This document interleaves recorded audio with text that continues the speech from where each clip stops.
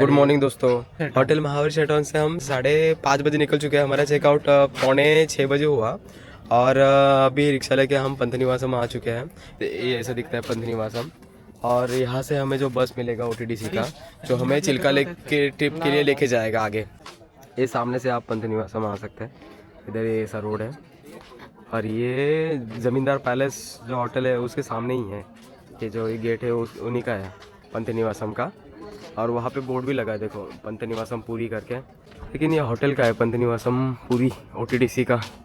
इसमें सब कुछ मिलेगा आपको, अकोमोडेशन मिलेगा, रेस्टोरेंट मिलेगा, conference hall, bar, tour and travel, marriage venue, ये सब है यहाँ पे। और यहाँ से भी एक आता है रास्ता, इसी रास्ते से हम आए हैं अभी पंतनिवासम के लिए होटल शेरटॉन से। ये सब अपने भाई लोग इधर वेट कर रहे हैं, एक बाकी लोग उस तरफ, हम इस तरफ। ये हरी शायद से किसी से चैटिंग कर रहा है, गर्लफ्रेंड से होगा, उसकी भी गर्लफ्रेंड है। आपको क्या लगता है दोस्तों, क्या हरी की गर्लफ्रेंड होगी? मुझे तो लगता है उसकी भी होगी। जरूर हमें कमेंट सेक्शन में बताइएगा। इसको देख के लगता होगा आपको कि होगी इसकी एक नहीं 2-3 होगी। क्या है डॉगेश मैटर सीरियस है। ये यहाँ पे एक मैटर हो गया है, ये मैटर सीरियस हो गया है। देखो ये बहुत बड़ा मैटर हो गया लगता है यहाँ पे पंतनिवासम में। और ये आदित्य बताएगा आगे क्या होने वाला है। बताओ आदित्य, अभी तक आपका एक्सपीरियंस कैसा था बताओ बस। तो मेरा लग्नाबद्दल विचारतोय, पुढे कसं लग्नाचं वगैरे अच्छा, हाँ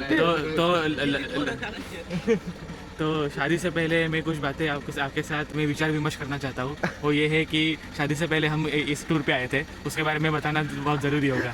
आज का यहाँ हमारा सबसे आखिरी दिन होने वाला है। हाँ। तो अभी तक के हिसाब से देखें तो हमने काफ़ी जगह ऐसी थी जो पर्टिकुलरली मुझे अच्छी लगी। वो थी एक तो नंदनकानन था, दूसरा एक तो जगन्नाथ टेम्पल था। जगन्नाथ टेम्पल में वैसे तो बहुत भीड़ भाड़ रहती है, इसलिए दर्शन तो कभी वैसे ठीक से हो नहीं सका। लेकिन दूसरी जो चीज़ें है कोणार्क का सन टेम्पल तो बहुत मतलब वो देखने लायक था। आप अगर एक बार जीवन में आपको अवसर मिले यहाँ पे आने का, अपने आंखों से देख लीजिए। उसके बारे में वहाँ पे काफ़ी जानकारी और एक म्यूज़ियम भी है वहाँ पे जो इसके बारे में काफ़ी कुछ आपको बता देगा। व्हाट अबाउट योर शादी? मेरी शादी अभी पता नहीं, मतलब वो उसका होने वाली है कि नहीं होने वाली है? मेरा अभी डिसाइड नहीं, मैं करूँगा नहीं करूँगा। मुझे ऑफिशियली शादी करने का परमिट मिल गया है, आपने नहीं, वो मुझे नहीं पता। मुंजा मूवी देखा होगा ना, जिसमें मुंजा होता है। हाँ। और उसका उलट जो होता है सोड़ मुंजा होता है। हाँ, जो इसने किया हुआ है। ये अथर्व, इसका भी अलग से प्लानिंग चल रहा है कुछ।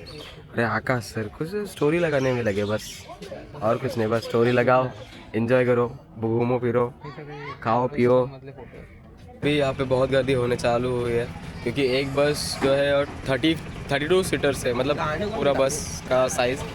और यहाँ पे गर्दी देखिए, एक लोग आ रहे हैं अभी, उसके पीछे भी एक दमदम है। देखते सुबह हो चुकी है और मैं एक चीज़ बताना भूल गया। यहाँ से ना गोल्डन ट्रायंगल के लिए, मतलब कोणार्क, धौली स्तूपा वगैरह उन सब के लिए बस भी निकलती है और चिल्का लेक के लिए एक सेपरेट बस निकलती है। तो शायद से चिल्का लेक का होगा और ये जो है वो सन ट्रायंगल का होगा। बस में बैठ चुके हैं और ये बस जो है ना भाई क्वालिटी भी इसका बिल्कुल टॉप नॉच है, मतलब ये वॉल्वो का बस है। देखो आप, देखा था आपको सामने का कुछ ऐसा नज़र है। और एक खिड़की के बाहर हम निकल चुके हैं अभी पंतनिवास से।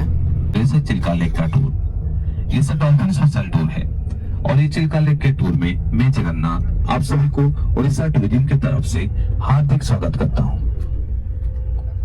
और ये जो सर आपका आज का चिल्का का टूर है, इस टूर के दौरान आपका आज का जो पहला दर्शनीय स्थान रहेगा वो रहेगा अलारना टेम्पल या अल्बरना। ये जो सर अलारना टेम्पल है, ये सर विष्णु भगवान जी का मंदिर है।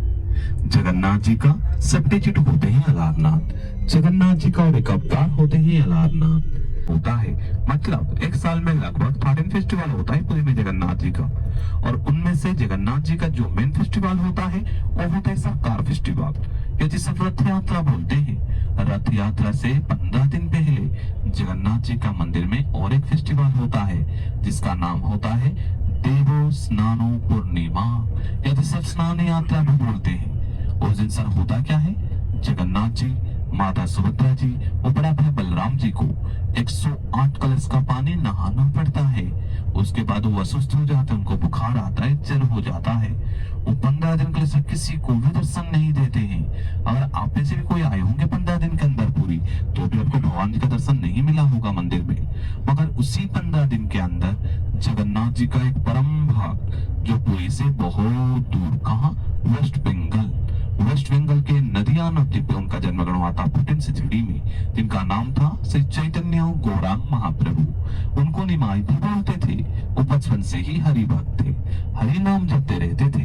हरि नाम का प्रचार करने के लिए वो अपना आराध्य भगवान स्वयं प्रभु जगन्नाथ जी को दर्शन करने के लिए 18 साल की उम्र में अपना घर बार सब त्याग करके पुरी आ गए। जब पुरी आ गए, मंदिर के अंदर हमको भगवान जी का दर्शन नहीं मिला, स्वयं प्रभु जगन्नाथ जी का दर्शन नहीं मिला। जब दर्शन नहीं मिला, श्री चैतन्य गौरांग महाप्रभु मन में सोच लिए, प्रभु मैं आपका परम भक्त हूँ, मैं बहुत दूर से आया हूँ, फिर भी आपने मुझे दर्शन नहीं दिए, तो ये प्राण रख के मैं क्या करूंगा, इसे त्याग ही दूंगा। ऐसा ही सोच के निकल पड़ते हैं महोदधि के तरफ, मतलब समुद्र के तरफ, अपना प्राण त्याग करने के लिए। जब महोदधि की तरफ निकल पड़ते हैं, थोड़े दूर जाने के बाद आप सर अभी भी देखे ही होंगे, पुरी का जो स्वर्गोदय वाला चौक होता है, वहां पर अभी भी चैतन्य का स्टैचू है। वहां पर थोड़ी दूर जाने के बाद उनको एक शून्य वाणी होता है, रुको चैतन्य, तुम्हें शायद पता नहीं होगा, मेरा यहाँ पर अभी यात्रा चल रहा है, मतलब फेस्टिवल चल रहा है। मैं 15 दिन के लिए सोचता हूँ, मैं किसी को भी दर्शन नहीं देता हूँ, मगर मैं तुम्हें दर्शन दूंगा। तुम यहाँ से साउथ के तरफ, मतलब दक्षिण की तरफ निकल पड़ो, मैं तुम्हें कहीं पर भी दर्शन दे सकता हूँ। जगन्नाथ जी के आदेश से श्री चैतन्य गौरांग महाप्रभु इसी तरफ से निकल पड़ते हैं। पुरी से लगभग 22 किलोमीटर जाने के बाद एक स्मॉल विलेज आता है, एक छोटा सा गांव आता है, जिसका नाम है ब्रह्मगिरी। उसी गांव में अलारनाथ जी के रूप में जगन्नाथ जी श्री चैतन्य गौरांग महाप्रभु को दर्शन देते हैं। और जब दर्शन देते हैं, श्री चैतन्य गौरांग महाप्रभु के मन में स्वयं प्रभु जगन्नाथ जी के लिए इतना भक्ति था, उनका दर्शन पाते ही उनको साष्टांग प्रणाम करते हैं। तो साष्टांग प्रणाम करते हैं, उनके नीचे जो पत्थर था, सीढ़ा था, उनके भक्ति से ही वो पिघल गया था। जो सीढ़ा पत्थर सर अभी भी है, जिसका नाम चैतन्य शिला है। मगर ये सीढ़ा, ये पत्थर में आपको देखने के लिए क्या मिलता है, श्री चैतन्य गौरांग महाप्रभु का हाथ का, पापुली का, सीने का, पैर का सब चिन्ह वहां पर। मगर ये चैतन्य शिला सर है कहां पर? आप जब अलारनाथ जी के मंदिर के अंदर जाते हैं, एकदम सामने आपको चतुर्भुज नारायण का मूर्ति देखने के लिए मिलता है, और स्वयं प्रभु अलारनाथ जी है। और उसी ग्राउंड के अंदर दाहिने तरफ आपको चैतन्य शिला भी देखने के लिए मिलता है। मगर ये जो सर अलारनाथ जी का मंदिर है, ये सर एक हिंदू टेम्पल है। इसी वजह से इस मंदिर के अंदर और कोई रिलीजन के लोग अलाउड नहीं है, आप नहीं जा सकते। अगर आप साथ जाते हैं कोई दिक्कत नहीं है, मंदिर के बगल में, मंदिर के बाहर से आप भगवान जी को प्रणाम कर सकते हैं, दर्शन भी कर सकते हैं। मगर आप जब अलारनाथ जी का दर्शन करके मंदिर से बाहर निकल आते हैं, अलारनाथ जी के मंदिर के एकदम बगल में, बाजू में, वहां पर आपको और एक मंदिर देखने के लिए मिलता है, जिसका नाम है ब्रह्म गौड़िया मठ। ये कौन सा टेम्पल है? ये सर इस्कॉन टेम्पल है, राधा कृष्ण जी का मंदिर है। चिल्का लेक के रास्ते पे हैं, और आदित्य जो है हमारा, मुझे इस टूर के लिए ना चिल्का लेक के एक्साइटेड था, तो उसके बारे में देखते हैं, मतलब वो क्या बताता है चिल्का लेक के बारे में। जैसा कि आप निवृत्ति ने बताया कि चिल्का लेक के लिए अब तुम इंटरेस्टेड हो ना, तो हाँ मैं हूँ इंटरेस्टेड। और बेसिकली देखा जाए तो चिल्का लेक ये जो है वो खारे पानी का सबसे बड़ा लेक है इंडिया में। इसको बेसिकली हम लेक नहीं बोल सकते, लेकिन उसका ज्योग्राफी ऐसा है कि वो एक साइड से समुद्र से कनेक्टेड है, लेकिन फिर भी लोग उसे चिल्का लेक के नाम से जानते हैं। सो उसके बारे में और कोई आगे जानकारी होगी तो मैं आपको बता दूँ। तो हमारा बस अभी रुका हुआ है वहाँ पे एक होटल में, और वो जगन्नाथ सर है जो हमें गाइड कर रहे थे, और अभी गाड़ी चला रहे हैं वो इलेक्ट्रिकल वाला, इलेक्ट्रिक बाइक है, दिख रही है, लाइक स्कूटर लग रही है एक तरह से। और ये सामने से भी देखने में सही है, लाइक ओला जैसी लग रही है सामने से। तो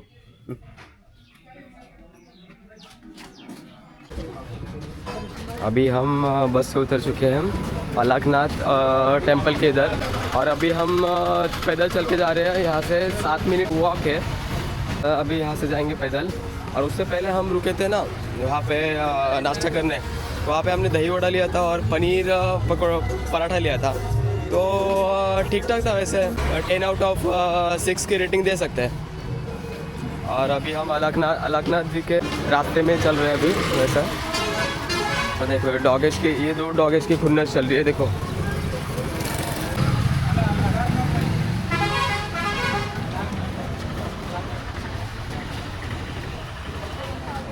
ये कुछ एंट्रेंस है अलकनाथ जी।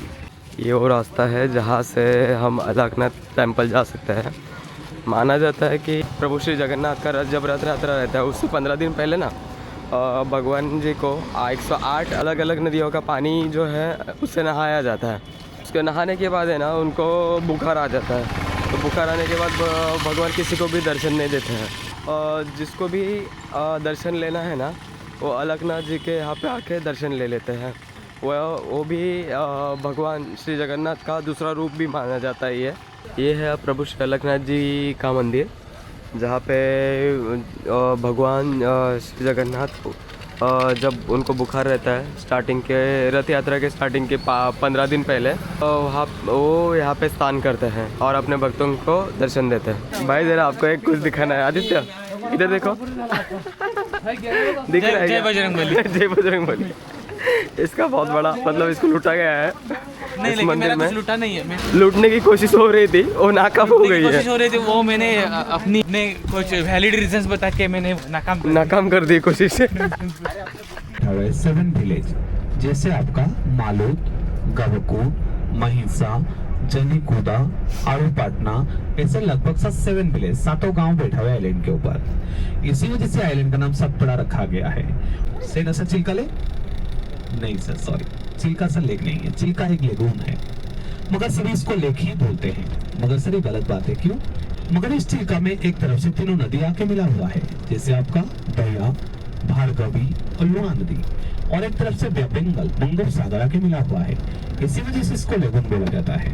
और ये एशिया का लार्जेस्ट लेगून है।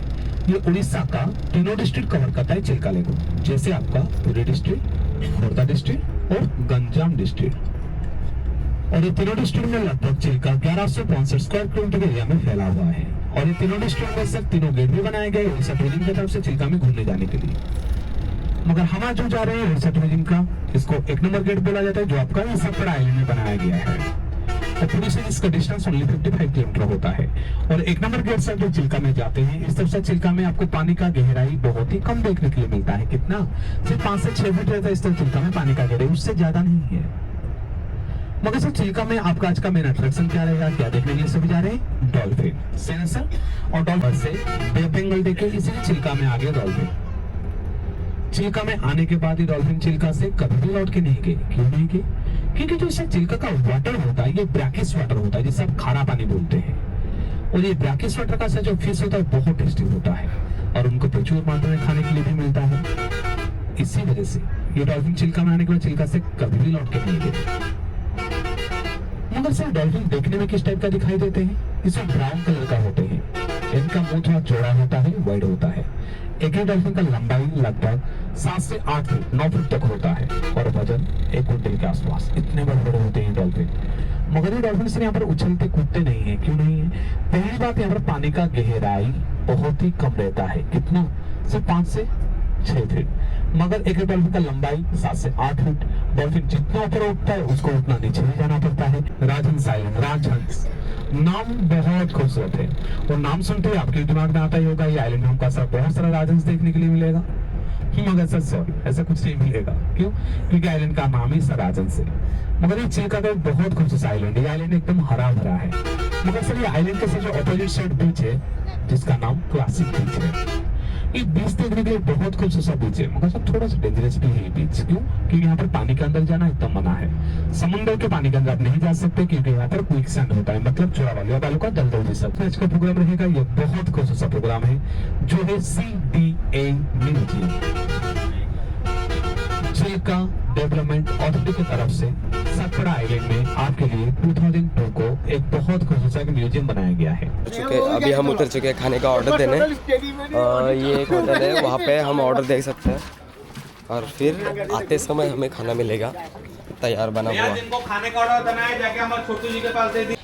भाई अभी हमने कॉस्टिंग देखी यहाँ के मेन्यू की, मतलब कौन सा डिश कितने रुपए में है।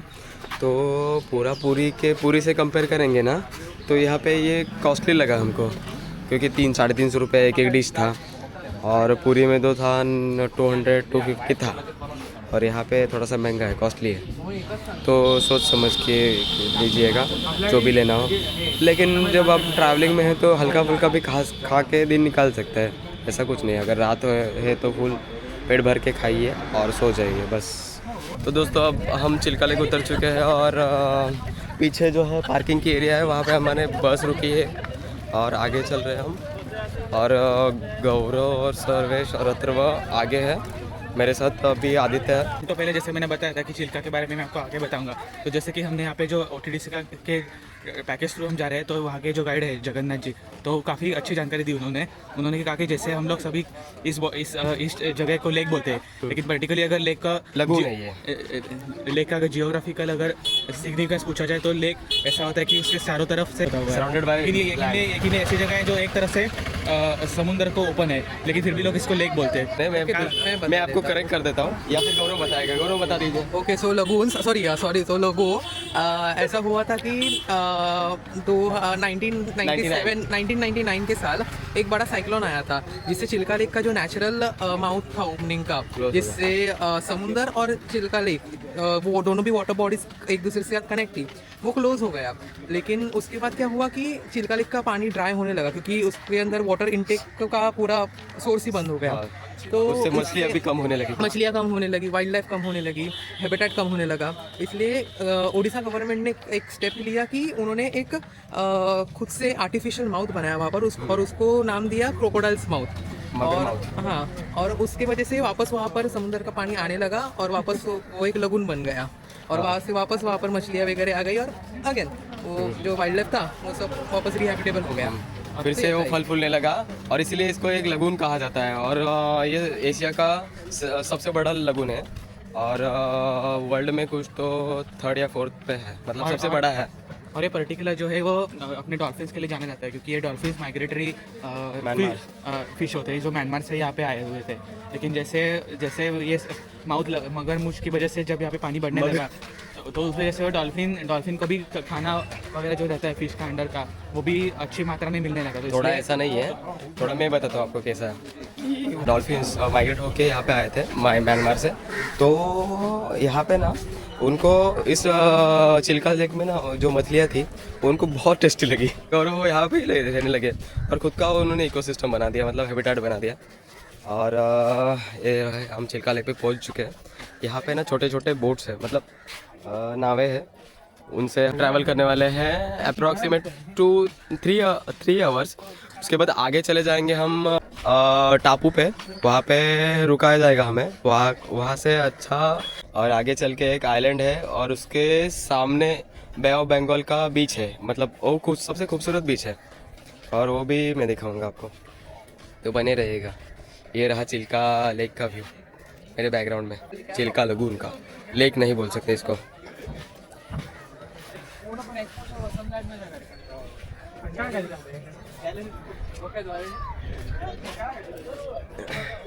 अपने 5 लोग बैठेंगे, ठीक है, जिसका नाम पुकारेंगे वो जाके उसमें बैठेंगे। बैठ चुके हैं नाव में, और ये ऐसी है नाव, देखिए इसका इंजन पीछे है, और बाकी लोग यहाँ पे बैठे हैं। तो बच्चे और औरतों को पहले लिया गया अंदर, उनको सीट मिल सके इसलिए उनको अंदर पहले लिया गया। ये हरी हाई कर रहा था, अभी मैंने रिकॉर्ड नहीं किया, देखो लंबी बोट है। कैसे है ना, हर रीजन के हिसाब से ना, हर रीजन, हर वाटर लेवल या फिर हर और क्लाइमेटिक कंडीशन के हिसाब से बोट का स्ट्रक्चर अलग अलग बनता है। हर जगह का अलग अलग बोट का स्ट्रक्चर रहता है, मतलब कोकण रीजन में जाओगे तो अलग से बोट का स्ट्रक्चर दिखेगा, अभी सिंधु केरला रीजन में जाओगे तो अलग बोट का स्ट्रक्चर दिखेगा, अभी इस साइड बंगाल साइड आओगे तो फिर उसका स्ट्रक्चर ऐसा लंबाई में ज़्यादा रहेगा। हमारे जहाँ पे रत्नागिरी में है वो बोट का स्ट्रक्चर जो है चौड़ाई में ज़्यादा रहता है, इनका लंबाई में ज़्यादा रहता है, तो ऐसा स्ट्रक्चर रहता है। अभी बोट निकलने वाली है हमारी, देखिए बर्ड्स जो है वो आ रहे हैं यहाँ पे। इन्होंने हमारा अच्छे से स्वागत किया है। नाव चालू होते ही इन्होंने स्वागत कर दिया हमारा। देखिए कितने प्यारे प्यारे हैं। लेकिन जो है ना हम इनको खाने के लिए और कुछ भी दे नहीं सकते। इनको जो नेचुरली मिलता है वही इनके लिए सही है। देखिए दिख रहा होगा आपको।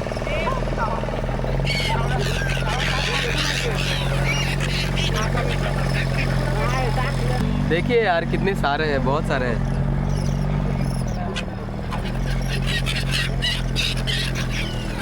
बहुत सही है।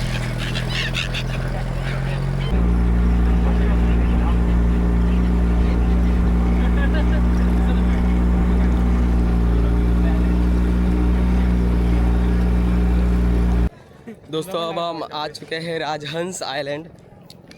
ये ऐसा दिखता है राजहंस आइलैंड। और इसकी लंबाई जो है 80 किलोमीटर है। पुरी के बीच से लेके चिल्का लेक के एंड तक ये फैला हुआ है। लेकिन यहाँ पे ना एक खूबसूरत बीच है। अगर आ रहे हो तो आप इधर आइलैंड के अपोजिट साइड पे जा सकते हो। वहाँ पे आपको अच्छा बीच देखने को मिलेगा।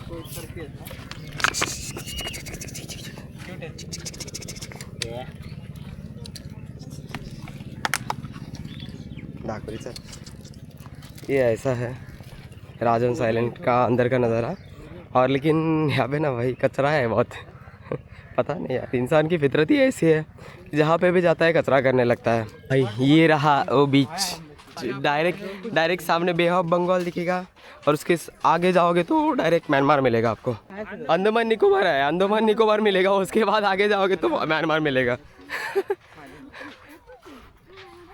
तो ऐसा है यहाँ का बीच। राजहंस बीच कुछ इस तरह दिखता है। देखिए गाइस। और पीछे का बीच का नज़ारा देखिए भाई। क्लीन है बीच, मतलब आगे की तरफ क्लीन है और अंदर की तरफ क्या है, लोग आते रहते हैं तो कचरा विचरा फेंकते हैं, इसलिए वो अंदर का सब जो बीच है वो क्लीन नहीं है। बाकी समुद्र देखिए, ये भी बहुत ज़्यादा क्लीन है। ठीक है, अच्छा। और बाकी ये लोग जो है सब हमारे बस में थे और सब फ़ोटो निकालने में लगे हुए हैं। किसी ने ज़िंदगी में पहली बार देखा होगा बीच, तो कोई 2 बार आ चुका होगा, 3 बार आ चुका होगा, और किसी मेरे जैसे के लिए तो क्या कॉमन है ये बीच। और इसका ये तो 4 किलोमीटर दूर रहता है और मैं सिर्फ 300 मीटर दूर रहता हूँ। बताओ तो आप क्या करें। मतलब सोते वक्त भी बीच का आवाज़ सुनाई देता है और दिन भर भी बीच का आवाज़ ही सुनाई देता है। सही लगता है मतलब वो।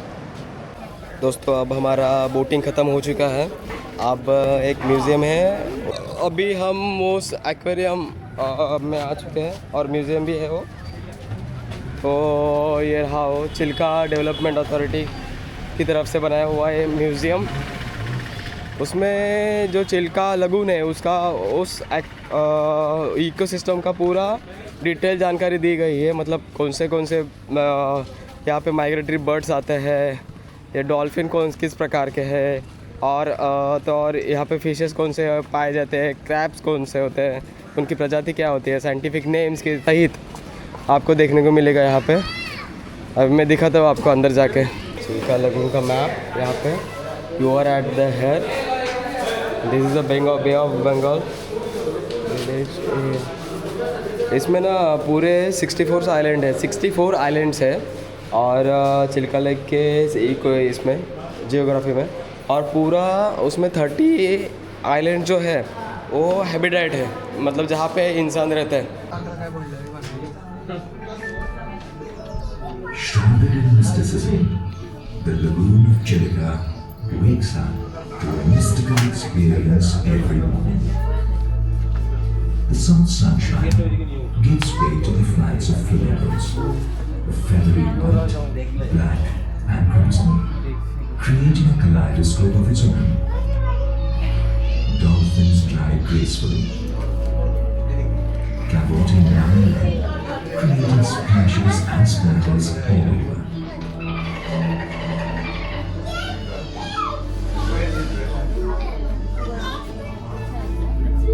Silhouetted against the dawn, the fishermen embark into unknown zones to eat out a living.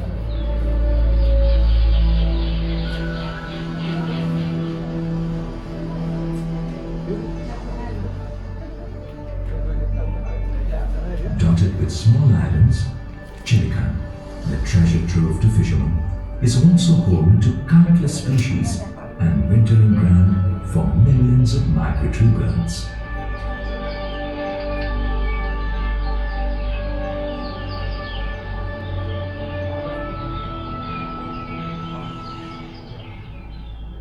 India's largest lagoon, Chilika, lies on the east coast of India. About 6,000 years ago, the lagoon was part of the Bay of Bengal. Over the years, due to the tidal waves, the embayment took place, giving rise to a massive sandbar creating the lagoon.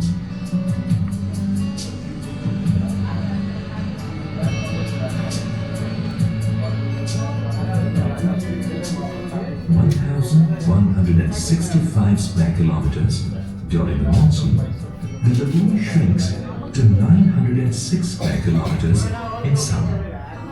The lagoon water is fresh as rivers and rivulets pour into it.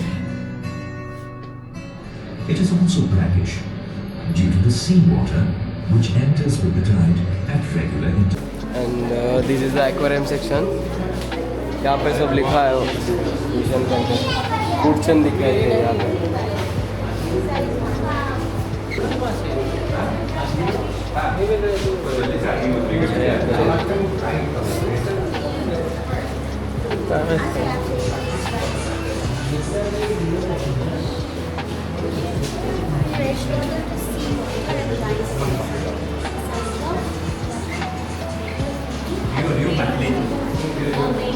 Brackish water aquarium.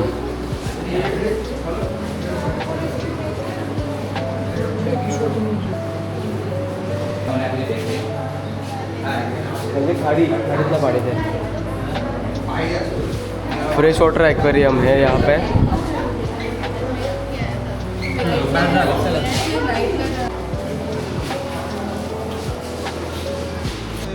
Birds and wetlands.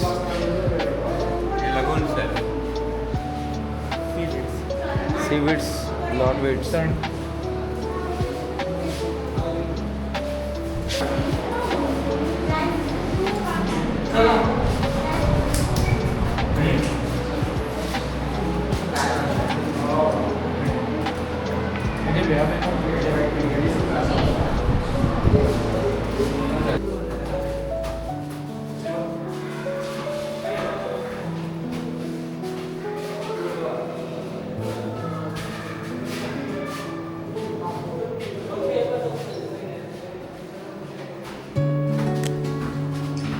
King already discovered.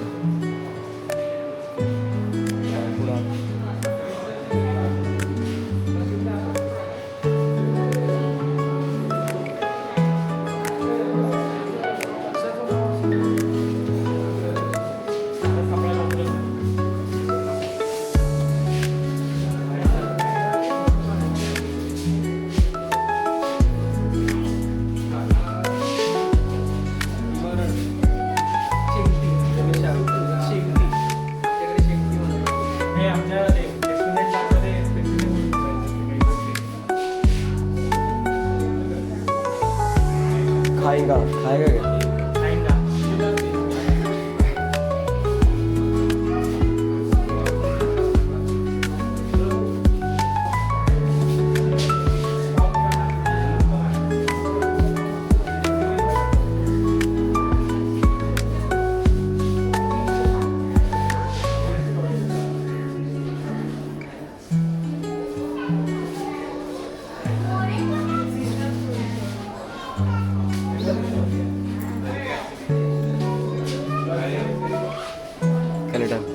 Skeleton dolphin.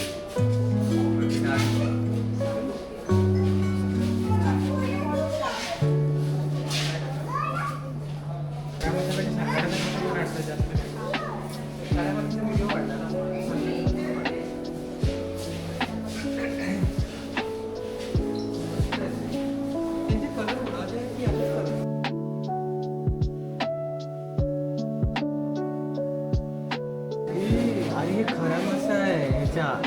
This dolphin model was cast from the dead. अच्छा cast आहे. From the dolphin found in Bombay.